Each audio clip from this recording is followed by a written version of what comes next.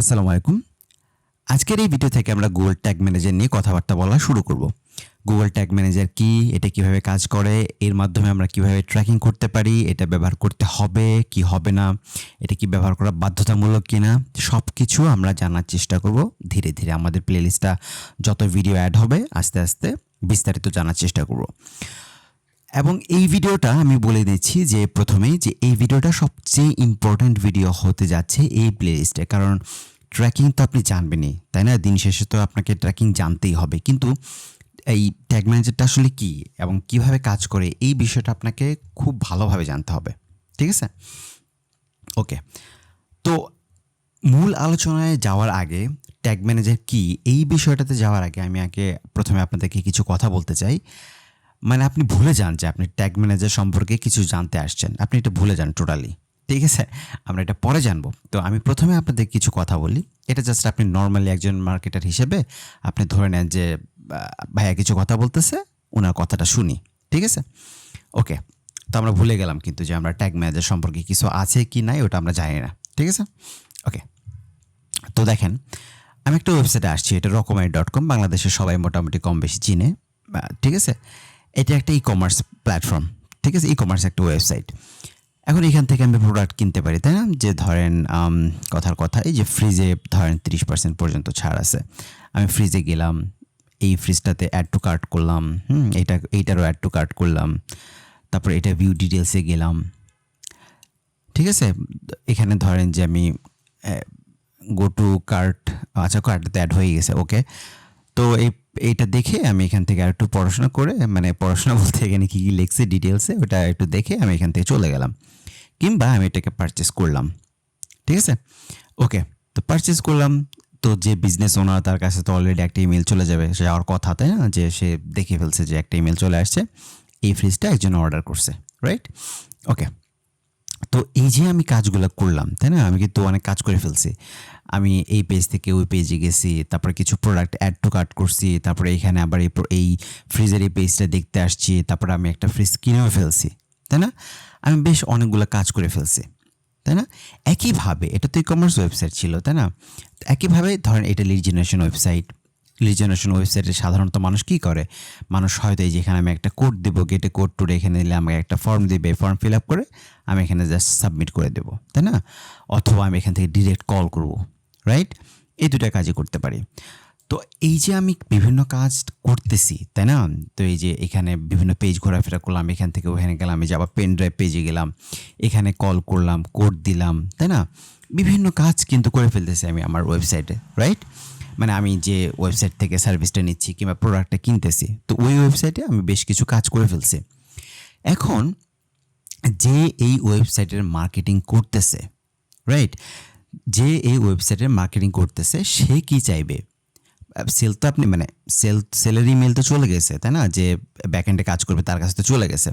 এখন যে মার্কেটিংয়ে এই কোম্পানির মার্কেটিংটা করতেছে সে তো চাইবে যে আমার ওয়েবসাইটে একজন ভিজিটর এসে এই কাজ করছে, সে কি কি কাজ করছে, সে অ্যাড টু কার্ট করে কেন সে অ্যাবান্ডন করলো, অ্যাড টু কার্ট করে ধরেন আমি ফিরে আসছি, আমি প্রোডাক্ট কিনি নাই, হ্যাঁ, অ্যাড টু কার্ট করে আমি চলে আসলাম, সে কেন চলে আসলো, কয়জন মানুষ এই কাজটা করছে। আবার এইখানে সে কোড দিতে যাও, আমার এই যে রিকোয়েস্ট অ্যান্ড এস্টিমেট এই পেজটা সে ভিজিট করছে বাট আমাকে কোড দেয় না, এরকম মানুষ কতজন আছে? বিভিন্ন কোশ্চেন কিন্তু আসতেছে, তাই না? তো এই ডাটাগুলো আমরা কিভাবে দেখি?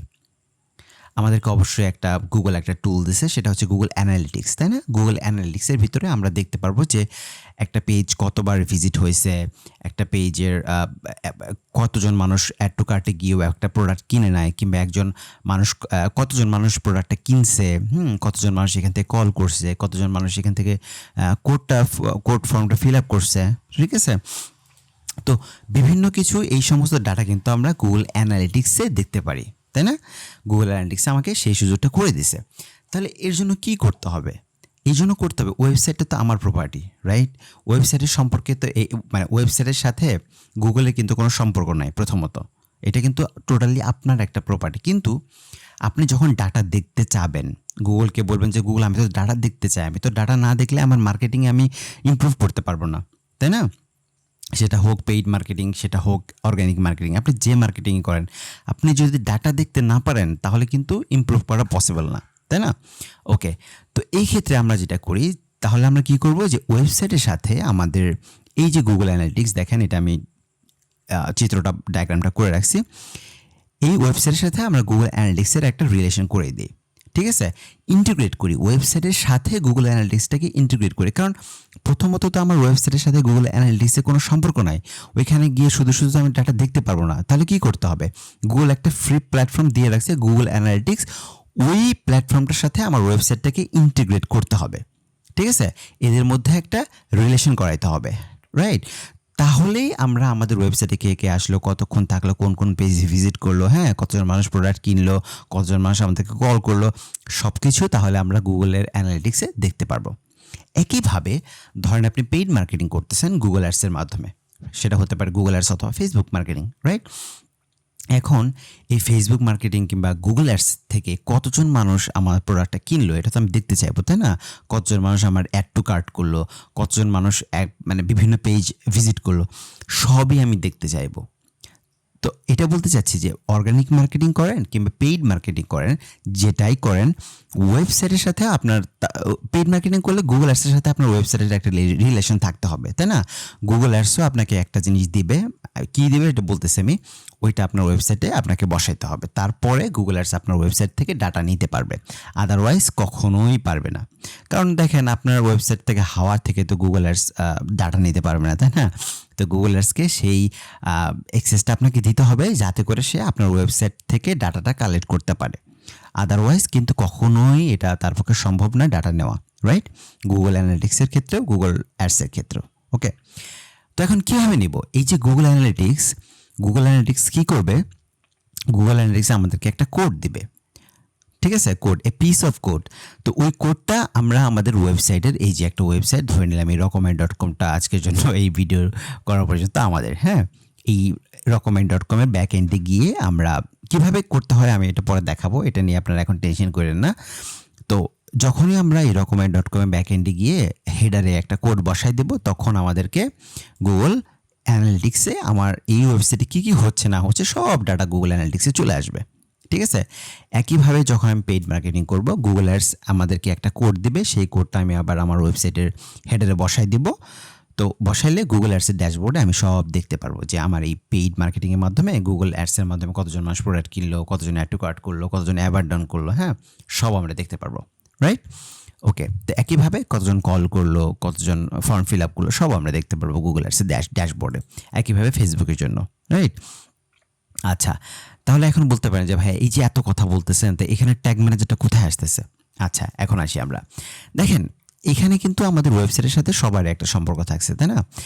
এখানে শুধুমাত্র দেখেন গুগল অ্যাডস যে আপনি অ্যাড করলেন, এই যে অ্যানালিটিক্স অ্যাড করলে অ্যানালিটিক্সে কোড আছে, ফেসবুক মার্কেটিং কোড আছে, লিঙ্কডইন মার্কেটিংয়ে কোড আছে, তারপর পিন্টারেস্ট মার্কেটিং, মানে দুনিয়া যত পেইড মার্কেটিং আছে, ঠিক আছে, কিংবা অর্গানিক মার্কেটিং আপনি যাই করেন, সবগুলো প্ল্যাটফর্ম আপনাকে একটা কোড দেবে, সেই কোডটা আপনার ওয়েবসাইটের সাথে ইন্টিগ্রেট করতে হবে, তারপরে আপনি আপনার ডাটা দেখতে পারবেন, রাইট?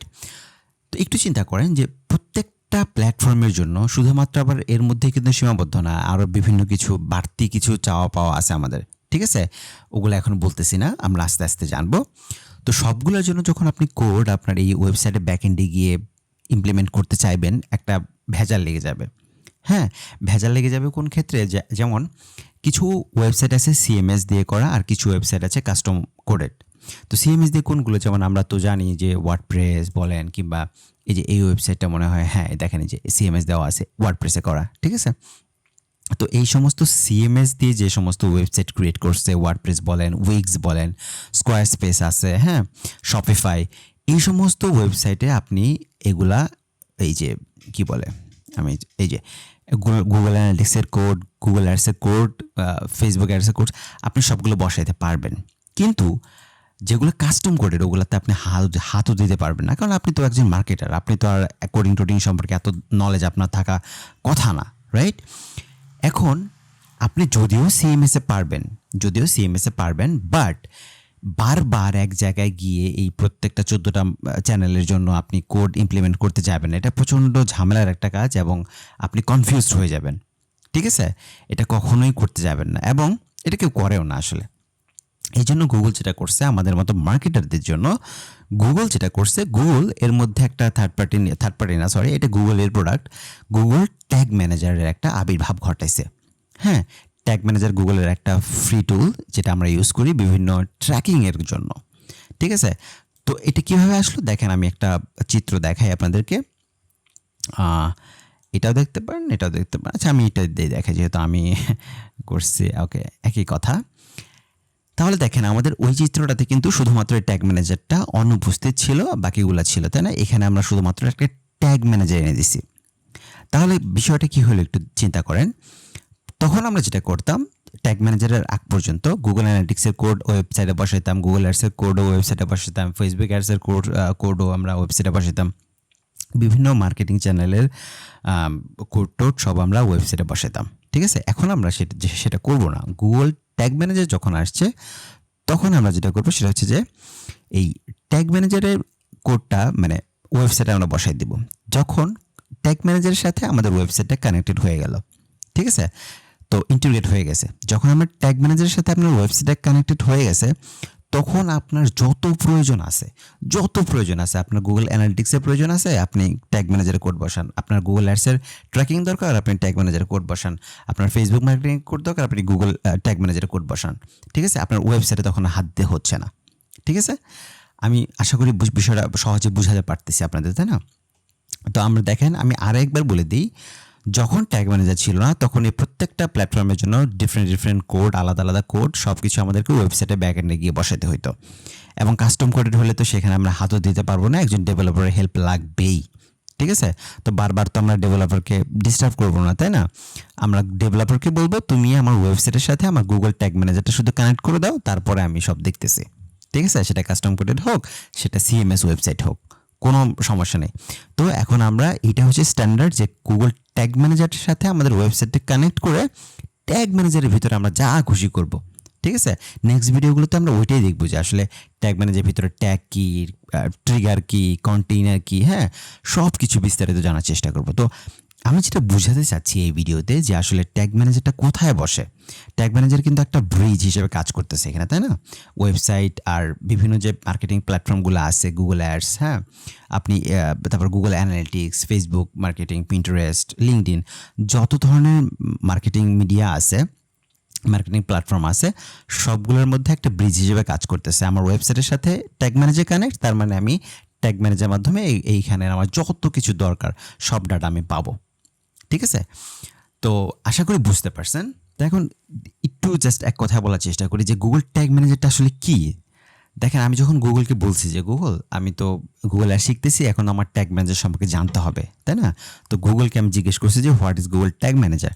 তো গুগল আমাকে যে লিখে দিয়েছে এক লাইনে। ঠিক আছে, আমি এটা বাংলায় আপনাদের বলে দিই। সেটা হচ্ছে যে Google tag manager is tag management system. মানে হচ্ছে কি, ম্যানেজার তো আপনারা জানেন যে সব কিছু ম্যানেজ করে, রাইট?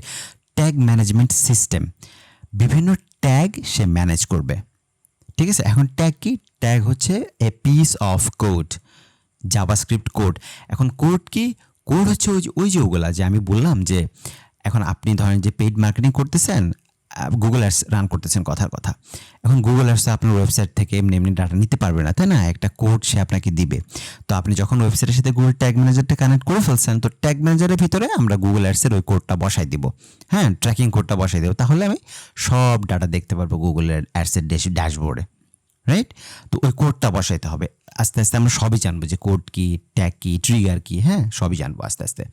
তো আমি যেটা বোঝাতে চাচ্ছিলাম, আশা করি আপনারা বুঝতে পারছেন যে ট্যাগ ম্যানেজারটা আসলে কি। তো এই ট্যাগ ম্যানেজারের মাধ্যমে আমরা সমস্ত কোড, শুধু একটা না, দেখবেন যে অনেক অনেক অনেক কোড আমাদেরকে বসাতে হচ্ছে আমাদের প্রয়োজন অনুসারে।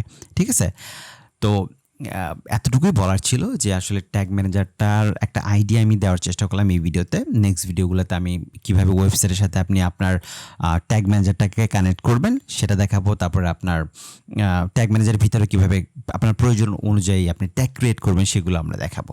ঠিক আছে, তো আশা করি বুঝতে পারছেন। আজকে এ পর্যন্তই, দেখা হচ্ছে নেক্সট ভিডিওতে।